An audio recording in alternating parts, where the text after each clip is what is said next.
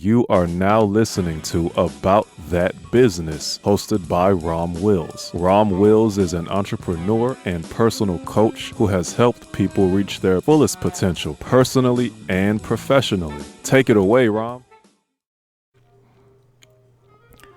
Welcome to Rom Wills About That Business.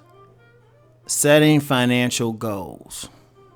Now, I've actually done this before. I did this in a video, but one of the things I wanted to do with this channel is, since I'm in the entrepreneurial game now, since I'm out here hustling for my money, I'm not anyone's employee, at best a partner with something like YouTube.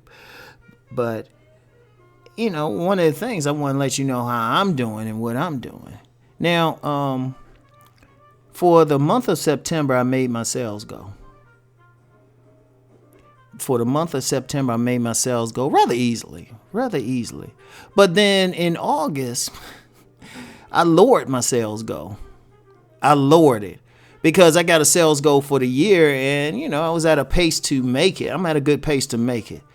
Because in fact, my sales goal for September was higher than I needed to make it. Like if I put my numbers, like, it's relatively low to make six figures for the year at my current pace, like well over six figures, in fact. And so it's like August. I remember I said, you know what, I don't need to make that much, because I wasn't trying to put stress on myself. But then I violated my own rules. And sometimes, I'm just as an aside, sometimes you can like just take something for granted. And I was like thinking, okay, instead of taking a higher sales goal, I took a lower one. Because I said, oh, yeah, I'll just make this easy, right? That was my thought. Like, yeah, I'll make this. This is easy, I'll have several thousand over the sales goal, I assumed. But then a funny thing happened. I wasn't getting the sales. I was like, what the hell? Seriously, I was like, wait a minute. I looked up, because there's a certain pace that I'm always on every week, a certain amount I expect to make weekly. That's part of my thing. And I looked up. I was like, hold up. Hold it. Wait a minute. I should be way ahead of my pace right now. And it was to the point I actually struggled to get that. It was a lower sales goal. I struggled to get it. I struggled. But then September, I went back to my regular sales goal, made it easily.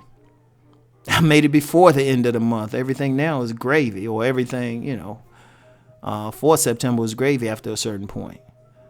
And then but it reminded me of an important lesson, but one I'm sharing with you. When you set a high sales goal, and I actually learned this in sales, so I should have known better. But sometimes you get a little cocky. When you set a high sales goal, you put your whole being into actually making it. You hustle a bit more. That keeps me, that means, for me, it's like, okay, I need to get that sales goal higher. Let me talk about something controversial that people are watching a video, think enough to say, hey, he's saying something crazy. Let me join his Patreon. Or he's saying something crazy. Let me get his books. Let me check out his website. Let me check out his other stuff. Let me check out Rom TV.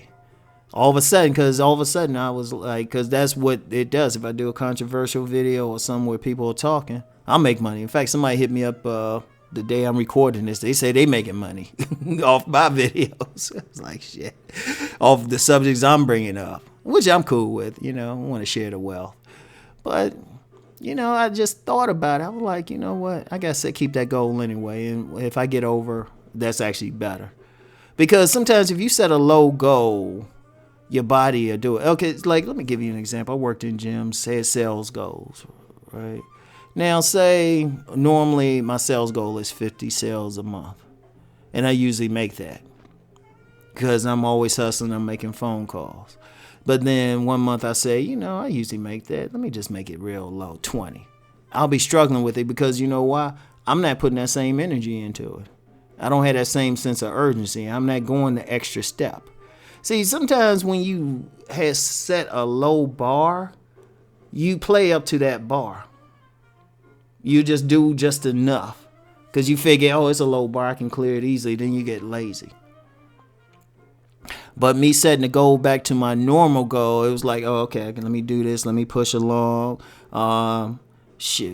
I'm I'm kind of tired from the workout, but let me do an extra car video. Something. You keep this thing going. That's a very important piece.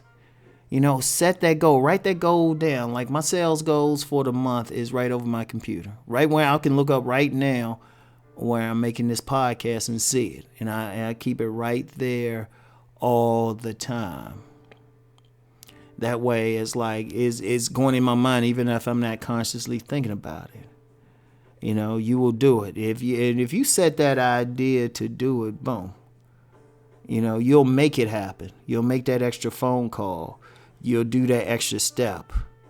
You'll call up somebody. Like when I was doing gym sales and seeing, just when I was working at the gym, this one sales manager, he had me calling up my friends. He's like, how many friends you got need a gym membership? I'll hook them up. Because you get to that point, you get to that mindset, I'm going to do what I got to do. So very important, whatever your business is, set that financial goal. You don't have to be like great at first. Set the goal, set a small goal if you just getting started. Set a small goal. Then when you shown that you can make that goal, then set it higher. Set it higher. Because you know what, even if you don't make that particular goal, you still like, as they say, shoot for the stars, shoot for the moon. Even if you miss, you're among the stars. It's still something good. And then also, if you don't make it, then you can review and say, okay, what can I do different? Where do I have opportunity to bring in more money? Boom. Like for 2020, my sales goal is going to go up way higher because I need to make extra money for a family matter. So, boom. Boom. So anyway, that's all I got for today. Let's go make that money.